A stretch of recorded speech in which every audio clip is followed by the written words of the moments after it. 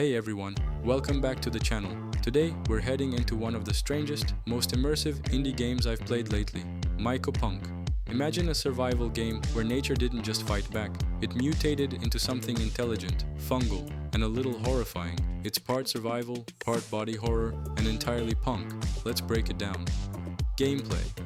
At its core, Mycopunk is a survival crafting game set in a decaying biomechanical world overrun by sentient fungi. You gather resources, build gear, and try to stay alive in an environment that constantly evolves and reacts to your presence. One of the most interesting mechanics is infection management. The more you interact with the fungal world, the more mutated your body becomes. That gives you access to new abilities, but it comes with a risk. Lose control, and the world starts pushing back harder. Combat is weighty and deliberate. You won't just button mash through enemies. You'll have to dodge, use tools wisely, and sometimes run. Exploration is non-linear, and progression depends more on discovery and adaptation than strict objectives. It gives you the freedom to survive your way. Graphics. Visually, Mycopunk is gross, but in a beautiful way. It combines glowing spores, decaying cybertech, and dripping mushrooms into a visual style that's completely unique. The world is dense with visual detail.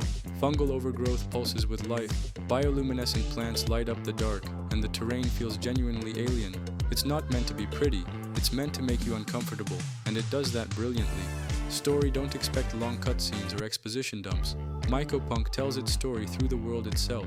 Cryptic logs, decaying structures, and mutated corpses hint at a world that collapsed long ago. You're not here to save anything.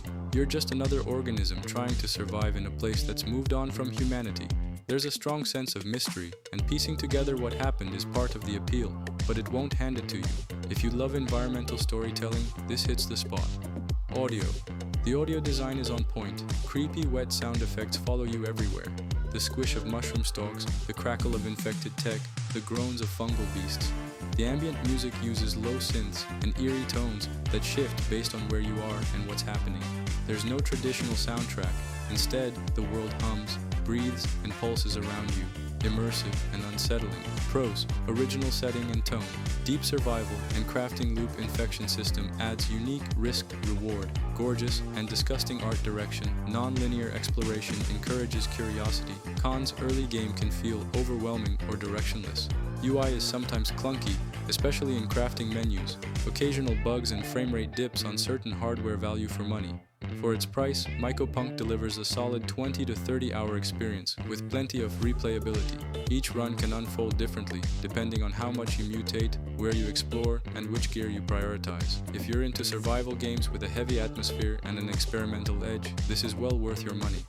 Final verdict and our rating: Mycopunk doesn't try to please everyone, and that's exactly why it stands out. It's raw, it's weird, and it's dripping with personality. If you're looking for something off the beaten path, a little grotesque, and truly original, Mycopunk should absolutely be on your radar.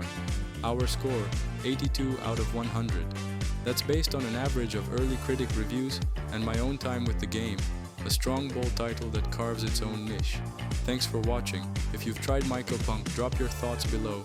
And if you're just getting into it, let me know what mutation freaked you out the most. Don't forget to like, subscribe, and hit that bell icon for more deep dives into indie gems like this one. Catch you in the next video.